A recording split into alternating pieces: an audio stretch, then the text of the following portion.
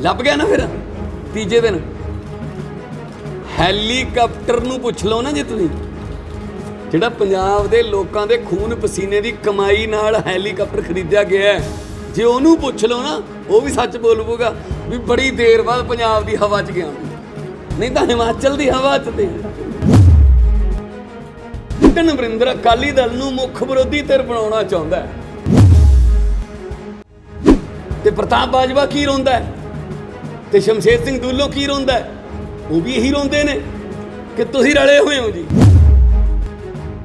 ਹਮ ਕਹਿੰਦੇ ਵੀ 302 ਦਾ ਪਰਚਾ ਪਹਿਲਾਂ ਕੈਪਟਨ ਅਮਰਿੰਦਰ ਤੇ ਹੋਣਾ ਚਾਹੀਦਾ।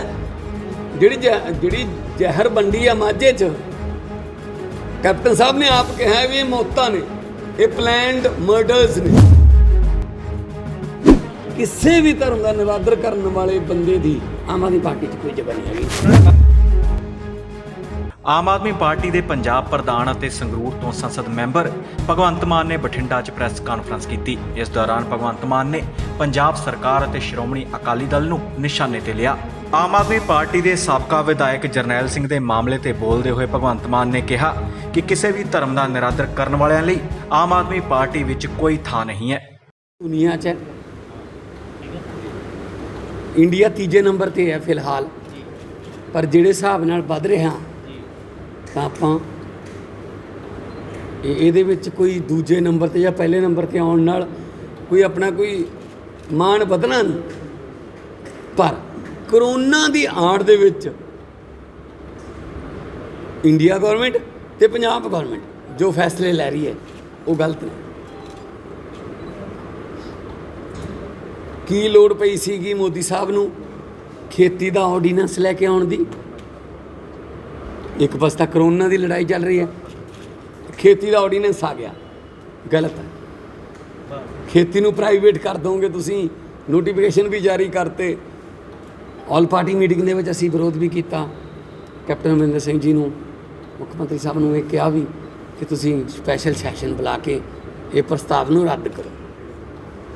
ਪਰ ਪੰਜਾਬ ਸਰਕਾਰ ਕਰੋਨਾ ਦੀ ਮਹਾਮਾਰੀ ਦੇ ਅੰਦਰ, ਤੁਸੀਂ ਬਠਿੰਡੇ ਦੇ ਪੱਤਰਕਾਰ ਹੋ, 10 ਸਾਲ ਤੁਸੀਂ ਮੁੱਖ ਮੰਤਰੀ ਤੇ ਜਿਨ੍ਹਾਂ ਦਾ ਮੇਰੇ ਨਾਲ ਵਾਹ ਪੈਂਦਾ ਰਹਿੰਦਾ ਅਕਸਰ ਪਾਰਲੀਮੈਂਟ 'ਚ, ਹਰਸਿਮਰਤ ਕੌਰ ਜੀ, ਉਹਨੂੰ ਕਵਰ ਕੀਤਾ। ਤੁਹਾਨੂੰ ਨਹੀਂ ਲੱਗਦਾ ਕਿ ਇਸ ਵਕਤ ਪੰਜਾਬ ਸਰਕਾਰ ਜਿਹੜੀ ਹੈ ਉਹ ਅਕਾਲੀ ਦਲ ਨੂੰ ਮੁੱਖ ਵਿਰੋਧੀ ਧਿਰ ਦੇ ਤੌਰ ਤੇ ਪੇਸ਼ ਕਰ ਰਹੀ ਹੈ? ਉਹਨਾਂ ਨੂੰ ਅਲਾਓ ਹੈ ਸਾਰਾ ਕੁਝ ਕਿ ਤੁਸੀਂ ਜੋ ਮਰਜ਼ੀ ਕਰੋ ਜੀ, ਤੁਸੀਂ ਵਿਰੋਧ ਕਰੋ ਜੀ, ਤਾਂ ਅਸੀਂ ਤੁਹਾਨੂੰ ਕੁਝ ਨਹੀਂ ਕਹਿੰਦੇ। ਆਮ ਆਦਮੀ ਪਾਰਟੀ ਵਿਰੋਧ ਕਰਦੀ ਹੈ ਜਿਹੜੀ ਕਿ ਮੁੱਖ ਵਿਰੋਧੀ ਧਿਰ ਹੈ, ਤਾਂ ਆਹ ਪਰਚੇ ਹੁੰਦੇ ਨੇ। 350 FIRਾਂ ਪਈਆਂ। ਜੇ ਕਿਸਾਨ ਸੰਗਠਨ ਜਿਨ੍ਹਾਂ ਨੂੰ ਅਸੀਂ ਸਪੋਰਟ ਕਰਦੇ ਹਾਂ, ਜੇ ਉਹਨਾਂ ਨੂੰ ਵਿੱਚ ਲੈ ਲਈਏ, 1000 ਤੋਂ ਉੱਪਰ ਬਣਦਾ ਜੀ। ਮਤਲਬ ਸਾਡੇ ਤੇ ਪਰਚੇ ਤੇ ਵਿਰੋਧੀਆਂ ਦੇ ਚਰਚੇ, ਇਹ ਨਹੀਂ ਚੱਲੂਗਾ ਜੀ। ਬੱਚੇ ਨੂੰ ਪਤਾ ਹੈ, ਰਲ ਕੇ ਲੜੇ ਸੀ 2017 'ਚ। ਬੱਚੇ ਨੂੰ ਹੁਣ ਵੀ ਪਤਾ ਹੈ ਕਿ ਅਸੀਂ ਕਰਦੇ ਨੇ। ਜੇ ਮੈਂ ਆ ਗਿਆ, ਮੈਂ ਤੈਨੂੰ ਕੁਝ ਨਹੀਂ ਕਹੂੰਗਾ, ਜੇ ਤੂੰ ਆ ਗਿਆ ਤੂੰ ਮੈਨੂੰ ਕੁਝ ਨਾ ਕਹੀਂ। ਆਹ ਫਾਰਮੂਲਾ ਹੀ ਸਰਕਾਰ ਚਲਾਉਣ ਦਾ ਲੋਕਾਂ ਸਾਹਮਣੇ ਅਸੀਂ ਰੱਖਣਾ ਚਾਹੁੰਦੇ ਹਾਂ ਤੁਹਾਡੇ ਜ਼ਰੀਏ। 500 ਦਾ ਇਕੱਠ ਵੀ ਕਰ ਲੇ, ਅਕਾਲੀ ਦਲ ਨਾਲ ਕੋਈ ਪ੍ਰੋਬਲਮ। ਅਸੀਂ ਸਾਡੇ ਬਠਿੰਡਾ ਯੂਨਿਟ ਬੈਠਾ ਸਾਰਾ, ਅਸੀਂ ਲੰਬੀ ਦੇ ਵਿੱਚ ਵਿਰੋਧ ਕਰਨ ਜਾਈਏ ਜਾਂ ਕਿਸਾਨ ਸੰਗਠਨ ਵਿਰੋਧ ਕਰਨ ਜਾਣ ਤਾਂ ਪਰਚੇ। ਸ਼ਾਇਦ ਇਹਨਾਂ ਨੂੰ ਪਤਾ ਨਹੀਂ ਹੈਗਾ ਕਿ ਲੋਕ ਹੁਣ ਜਾਗ ਪਏ। ਆਹ ਪਰਚੇ ਜਿਹੜੇ ਨੇ ਨਾ, ਇਹ ਇਹਨਾਂ ਦੇ ਜਿਵੇਂ ਉਹ ਕਹਿੰਦੇ ਆ ਇੰਗਲਿਸ਼ ਦੇ ਵਿੱਚ, ਇਹ ਆਖਰੀ ਪਿੰਨ ਸਾਬਤ ਹੋਣਗੇ। ਸੋ ਸਖਤ ਵਿਰੋਧ ਕਰਦੇ ਆ। ਇੱਕ ਪਾਸੇ ਕਹਿੰਦੇ 5 ਬੰਦਿਆਂ ਤੋਂ ਵੱਧ ਇਕੱਠੇ ਨਹੀਂ ਹੋ ਸਕਦੇ, ਤੇ ਜੀ ਆ ਰੂਲ ਹੈ ਜੀ, ਆ ਕਰੋਨਾ ਦਾ ਰੂਲ ਹੈ, ਆ ਰੂਲ ਹੈ। ਦੂਜੇ ਪਾਸੇ ਕਹਿੰਦੇ ਵੀ ਦਾਣਾ ਨਾ ਵਿਰੋਧੀ ਪਾਰਟੀਆਂ ਨਹੀਂ ਕੁਝ ਕਰ ਸਕਦੀਆਂ। ਹਾਂ, ਅਕਾਲੀ ਦਲ ਕਰ ਸਕਦਾ। ਅਸੀਂ ਕੈਪਟਨ ਲੱਭੋ ਮੁਹਿੰਮ ਸ਼ੁਰੂ ਕੀਤੀ। ਤੁਸੀਂ ਦੱਸੋਗੇ? ਆਮ ਤੌਰ 'ਤੇ ਤੁਸੀਂ ਸਾਨੂੰ ਕੁਐਸਚਨ ਪੁੱਛਦੇ ਹੋ, ਮੈਂ ਤੁਹਾਨੂੰ ਪੁੱਛ ਲਾਂ, ਲੱਭ ਗਿਆ ਨਾ? ਫਿਰ ਤੀਜੇ ਦਿਨ ਹੈਲੀਕਾਪਟਰ ਨੂੰ ਪੁੱਛ ਲਓ ਨਾ, ਜੇ ਤੁਸੀਂ ਜਿਹੜਾ ਪੰਜਾਬ ਦੇ ਲੋਕਾਂ ਦੇ ਖੂਨ ਪਸੀਨੇ ਦੀ ਕਮਾਈ ਨਾਲ ਹੈਲੀਕਾਪਟਰ ਖਰੀਦਿਆ ਗਿਆ ਹੈ, ਜੇ ਉਹਨੂੰ ਪੁੱਛ ਲਓ ਨਾ, ਉਹ ਵੀ ਸੱਚ ਬੋਲ ਪਊਗਾ ਵੀ ਬੜੀ ਦੇਰ ਬਾਅਦ ਪੰਜਾਬ ਦੀ ਹਵਾ 'ਚ ਗਿਆ ਵੀ, ਨਹੀਂ ਤਾਂ ਹਿਮਾਚਲ ਦੀ ਹਵਾ 'ਚ ਤੇ। ਠੀਕ ਹੈ ਜੀ। ਸੋ ਕੈਪਟਨ ਸਾਹਿਬ ਲੱਭ ਗਏ। ਲੱਭੇ ਵੀ ਕਿਵੇਂ? ਗਏ ਤੇ ਆਏ, ਫਿਰ ਉਸੇ ਘਰ 'ਚ ਬਣ ਗਏ। ਗਵਾਂਢ ਹੈ ਇਹਨਾਂ ਦਾ, ਸਿਸਵਾਂ ਦੇ ਜਮਾਂ ਗਵਾਂਢ 'ਚ, ਸਾਰਾਗੜ੍ਹੀ ਦੇ ਜਮਾਂ ਗਵਾਂਢ ਦੇ ਵਿੱਚ ਸੁਖ ਵਿਲਾਸ ਹੈ। ਦੋਨੇ ਸੱਸੇ ਨਾਲ ਨੇ। ਜੇ ਕਿਸੇ ਪੰਡਤ ਤੋਂ ਕਢਾਉਣਾ ਹੋਵੇ ਨਾ, ਰਾਸ਼ੀ ਇੱਕੋ ਹੀ ਹੈ, ਸਿਸਵਾਂ, ਸਾਰਾਗੜ੍ਹੀ ਤੇ ਸੁਖ ਵਿਲਾਸ। ਇਕੱਠੇ ਹਿਸਾਬ ਕਿਤਾਬ ਕਰਦੇ ਆ। ਕੈਪਟਨ ਅਮਰਿੰਦਰ ਸਿੰਘ ਦਾ ਸਿਸਮਾਂ ਦੇ ਵਿੱਚ ਇੱਕ ਪ੍ਰਾਈਵੇਟ ਆਪਦੇ ਫਾਰਮ ਹਾਊਸ 'ਚ ਰਹਿਣ ਦਾ ਕਾਰਨ ਕੀ ਹੈ?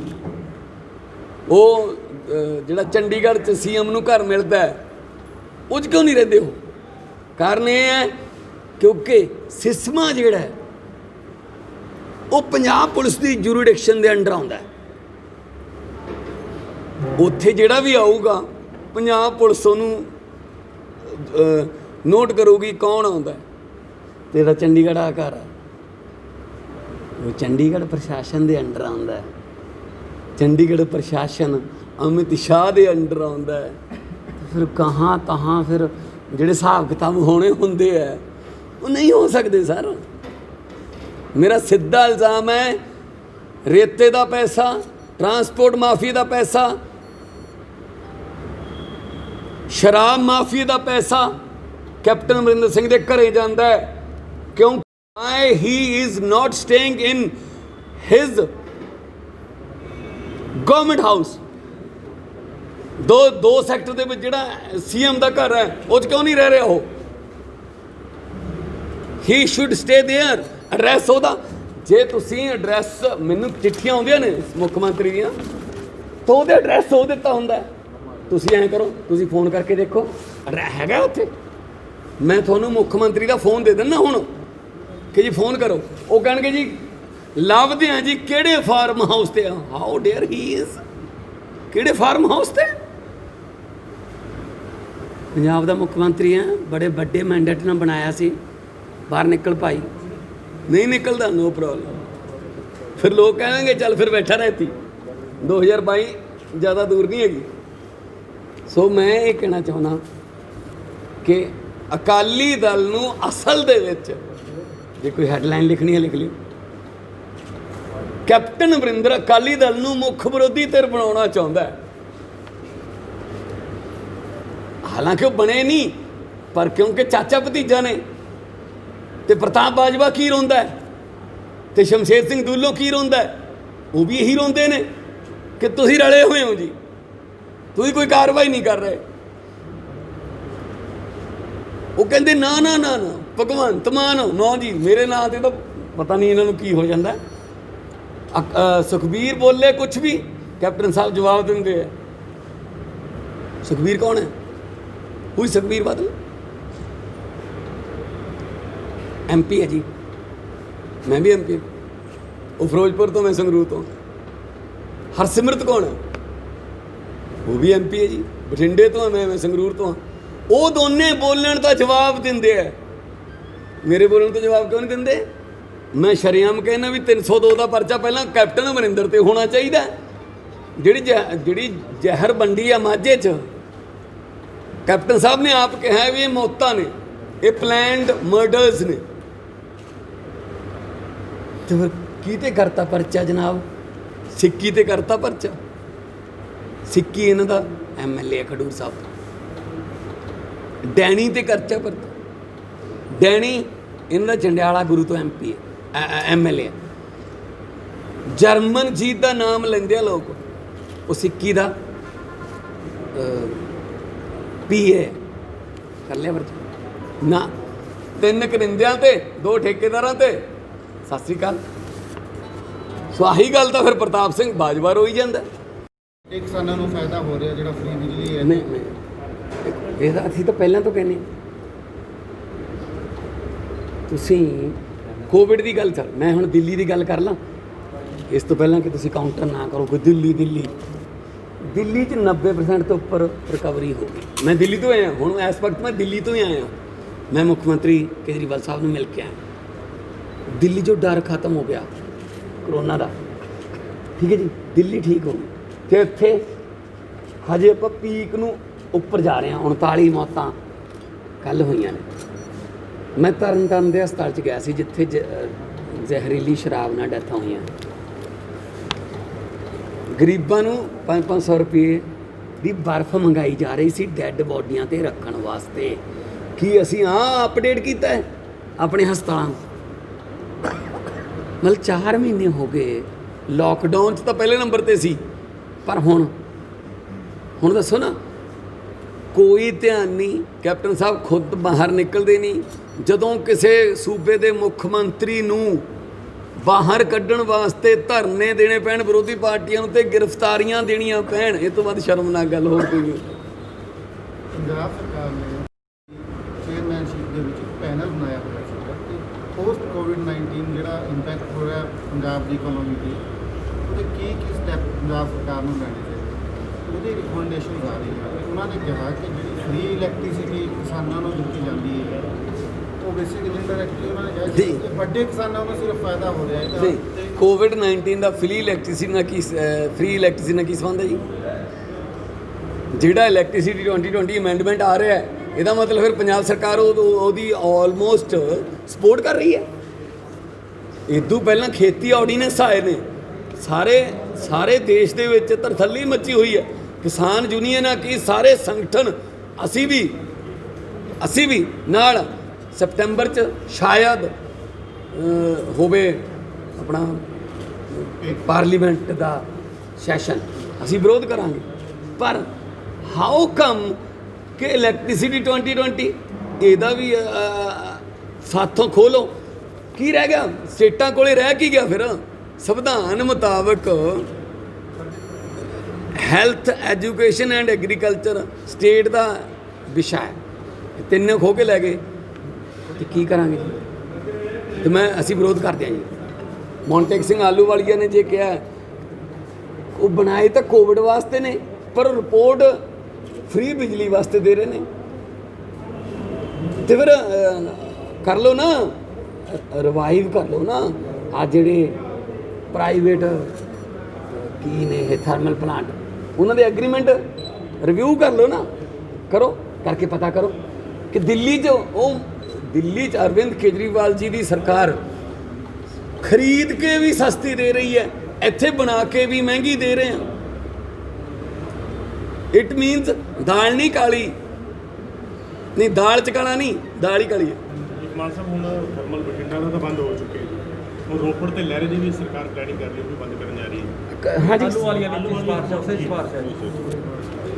ਜਿਹੜੀ ਚੀਜ਼ ਦੇ ਮੂਹਰੇ ਸਰਕਾਰੀ ਲੱਗ ਗਿਆ ਨਾ ਉਹ ਖਤਮ। ਆ ਲਿਖ ਲਓ ਜੀ, ਲਿਖ ਰਹੇ ਹੋ? ਸਰਕਾਰੀ ਸਕੂਲ ਖਤਮ, ਪ੍ਰਾਈਵੇਟ ਸਕੂਲ ਖੁੱਲ੍ਹ ਗਏ। 4 ਮਹੀਨੇ ਹੋ ਗਏ ਲੋਕਡਾਊਨ ਨੂੰ। ਪ੍ਰਾਈਵੇਟ ਸਕੂਲਾਂ ਦੀ ਕਹਿੰਦੇ ਫੀਸ ਭਰੋ, ਸਰਕਾਰੀ ਸਕੂਲ ਖਤਮ। ਜੇ ਸਾਡੇ ਕੋਲੇ ਫੀਸ ਭਰਨੀ ਹੈ ਤਾਂ ਬੱਚਾ ਪੜ੍ਹਾ ਲਓ, ਨਹੀਂ ਅਨਪੜ੍ਹ ਰਹਿ ਲਓ। ਸਰਕਾਰੀ ਹਸਪਤਾਲ ਖਤਮ, ਪ੍ਰਾਈਵੇਟ ਸ਼ੀਸ਼ਿਆਂ ਵਾਲੇ ਬਹੁਤ ਮਹਿੰਗੇ ਵੱਡੇ 5 ਸਟਾਰ ਜਿਹੜੇ ਕਹਿੰਦੇ ਆ, ਜੋ ਤੁਸੀਂ ਆਪਣਾ ਮਰੀਜ਼ ਲੈ ਕੇ ਜਾਂਦੇ ਹੋ ਕਹਿੰਦੇ ਵੀ ਬਹੁਤ ਟਾਈਮ 'ਤੇ ਲੈ ਆਏ, 5 ਲੱਖ ਰੁਪਏ ਜਮ੍ਹਾਂ ਕਰਾ ਦਿਓ, ਨਹੀਂ ਤਾਂ ਜੇ ਘੰਟਾ ਲੇਟ ਹੋ ਜਾਂਦੇ ਬੜੀ ਮੁਸ਼ਕਲ ਹੋ ਜਾਣੀ ਸੀ। ਉਹ ਸ਼ੁਰੂ ਹੋ ਗਈ ਜੀ। ਸਰਕਾਰੀ ਬੱਸਾਂ ਖਤਮ, ਉਹ ਵੱਡੇ ਸ਼ੀਸ਼ਿਆਂ ਵਾਲੀਆਂ। ਮੈਂ ਸਾਡੇ ਪਿੰਡ ਦੇ ਬੰਦੇ ਨੂੰ ਪੁੱਛਿਆ, ਮੈਂ ਕਿਹਾ ਵੀ ਸਰਕਾਰੀ ਬੱਸ ਤੇ ਪ੍ਰਾਈਵੇਟ ਬੱਸ 'ਚ ਕੀ ਫਰਕ ਹੈ? ਉਹ ਕਹਿੰਦੇ ਇੱਕੋ ਹੀ ਫਰਕ ਹੈ, ਜਿਹੜੀ ਬੱਸ ਦੇ ਸ਼ੀਸ਼ੇ ਆਏ ਹੋਣ ਉਹ ਸਰਕਾਰੀ ਹੁੰਦੀ ਹੈ, ਜਿਹਦੇ ਆਏ ਹੋਣ ਉਹ ਪ੍ਰਾਈਵੇਟ ਹੁੰਦੀ।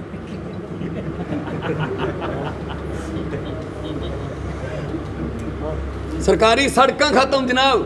ਬਠਿੰਡੇ ਤੋਂ ਕਿੱਧਰ ਨੂੰ ਜਾਓਗੇ?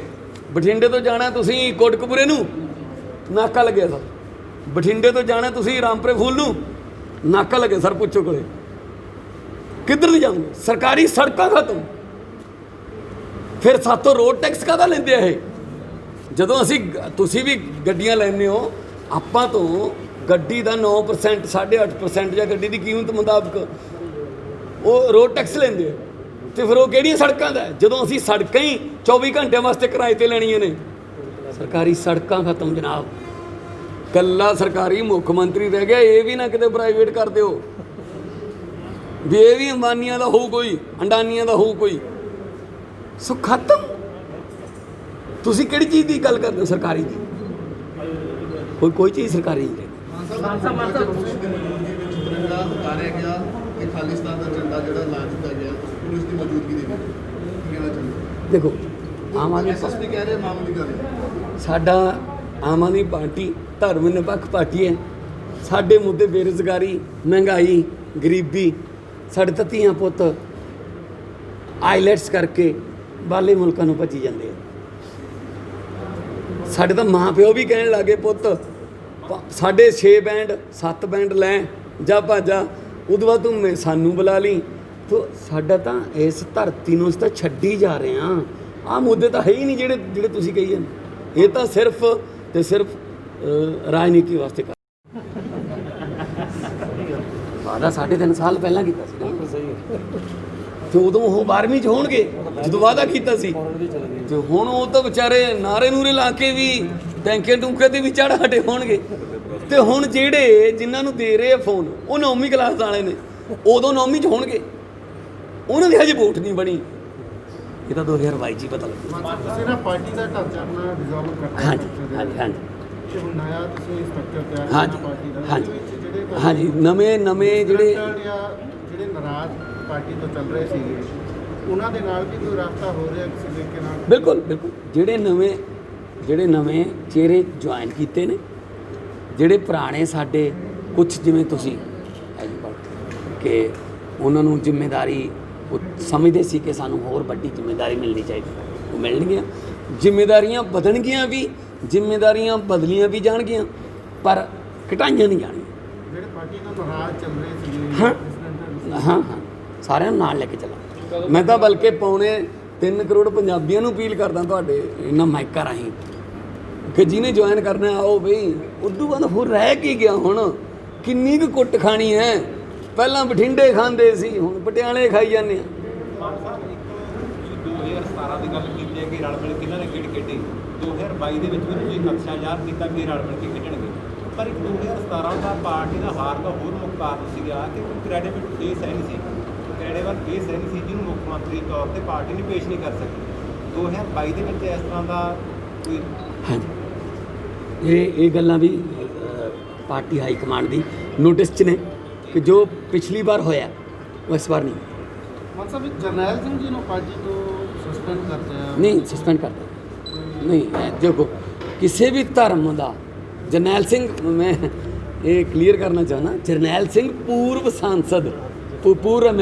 MLA ਰਜੌਰੀਗੜ੍ਹ ਵੱਡੇ ਜਰਨੈਲ ਸਿੰਘ ਜਿਹਨੂੰ ਕਹਿੰਦੇ ਆ ਇੱਕ ਜਰਨੈਲ ਸਿੰਘ ਸਾਡੇ ਆਮ ਆਦਮੀ ਪਾਰਟੀ ਦੇ ਪੰਜਾਬ ਦੇ ਇੰਚਾਰਜ ਵੀ ਨੇ ਉਹ ਨਹੀਂ ਉਹਨਾਂ ਦਾ ਨਾਂ ਨਹੀਂ ਉਹ ਤਿਲਕ ਨਗਰ ਤੋਂ MLA ਕਿਸੇ ਵੀ ਧਰਮ ਦਾ ਨਿਰਾਦਰ ਕਰਨ ਵਾਲਾ ਚਾਹੇ ਉਹ ਆਪਣੀ ਫੇਸਬੁੱਕ ਪੋਸਟ ਤੇ ਲਿਖੇ ਚਾਹੇ ਵਾਟਐਵਰ ਕਿਸੇ ਵੀ ਧਰਮ ਦਾ ਨਿਰਾਦਰ ਕਰਨ ਵਾਲੇ ਬੰਦੇ ਦੀ ਆਮ ਆਦਮੀ ਪਾਰਟੀ 'ਚ ਕੋਈ ਜਗ੍ਹਾ ਨਹੀਂ ਹੈਗੀ ਉਹਨਾਂ ਨੇ ਮਾਫੀ ਮੰਗ ਲਈ ਹੈ ਨਹੀਂ ਨੋ ਉਹਨਾਂ ਨੇ ਮਾਫੀ ਨੋ ਉਹ ਮਾਫੀ ਯੋਗ ਹੀ ਨਹੀਂ ਉਹ ਲਫ਼ਜ਼ ਹੀ ਮਾਫੀ ਯੋਗ ਨਹੀਂ ਇਹਦਾ ਨਹੀਂ ਕਰਨਾ ਅਸੀਂ ਨਹੀਂ ਮਾਨ ਸਾਹਿਬ ਬਠਿੰਡਾ ਚ ਹੁਣ ਕਾਰਪੋਰੇਸ਼ਨ ਦੇ ਕਿਵੇਂ ਕਰਵਾ ਲਓਗੇ ਸਰ ਇੱਕ ਪਾਸੇ ਤਾਂ 5 ਵਜੇ ਤੋਂ ਬਾਅਦ ਇਕੱਠੇ ਹੋਣ ਨਹੀਂ ਦਿੰਦੇ ਤੁਸੀਂ ਬੂਥ ਕਿਵੇਂ ਲਾ ਲਓਗੇ ਫਿਰ ਇਲੈਕਸ਼ਨ ਕਿਵੇਂ ਕਰੋਗੇ ਆਹੀ ਤਾਂ ਮੈਂ ਤੁਹਾਨੂੰ ਪੁੱਛਦਾ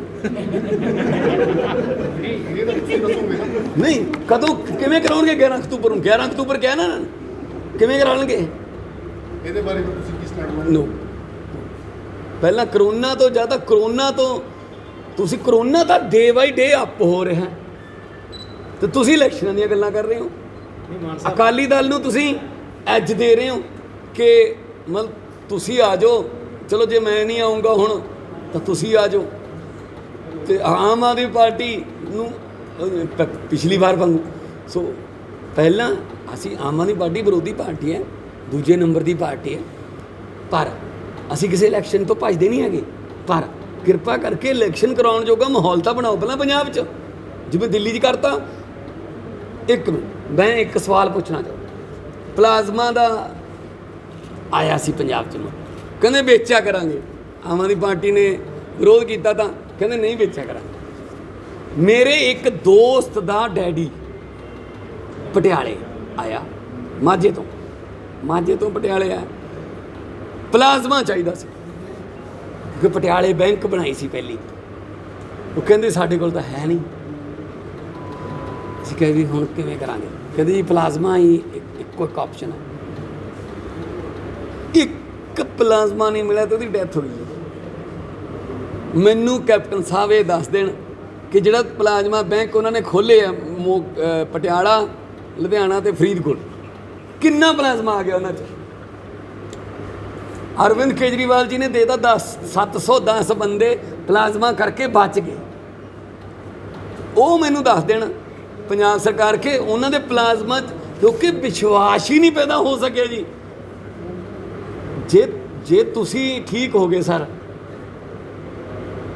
ਤੇ ਤੁਸੀਂ ਆਪਣਾ ਪਲਾਜ਼ਮਾ ਦੇ ਦੋਗੇ ਗਵਰਨਮੈਂਟ ਨੂੰ, ਤੇ ਗਵਰਨਮੈਂਟ ਕਹੂਗੀ ਅਸੀਂ 20,000 ਦਾ ਵੇਚਾਂਗੇ, ਫਿਰ ਤੁਸੀਂ ਸਿੱਧਾ ਨਹੀਂ ਵੇਚ ਲਓਗੇ। ਫਿਰ ਤੁਹਾਨੂੰ ਕੀ ਹਰਜ ਹੈ ਫਿਰ ਸਿੱਧਾ ਵੇਚਣ 'ਚ? ਹੋ ਸਕਦਾ ਲੋਕ ਸਿੱਧਾ ਵੇਚਣ ਲੱਗ ਗਏ ਹੋਣ।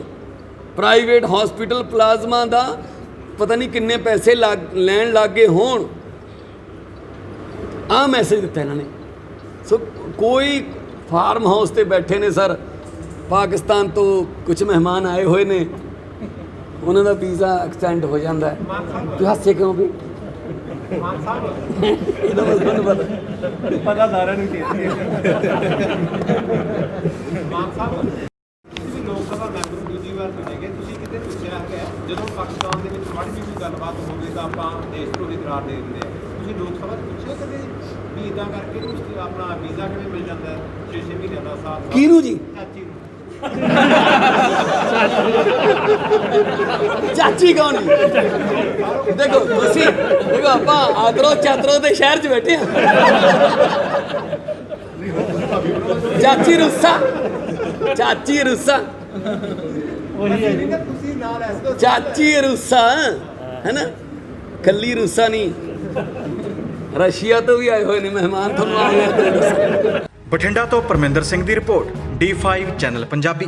D5 ਚੈਨਲ ਪੰਜਾਬੀ ਹੁਣੇ ਸਬਸਕ੍ਰਾਈਬ ਕਰੋ, ਬੈਲ ਆਈਕਨ ਤੇ ਕਲਿੱਕ ਕਰੋ।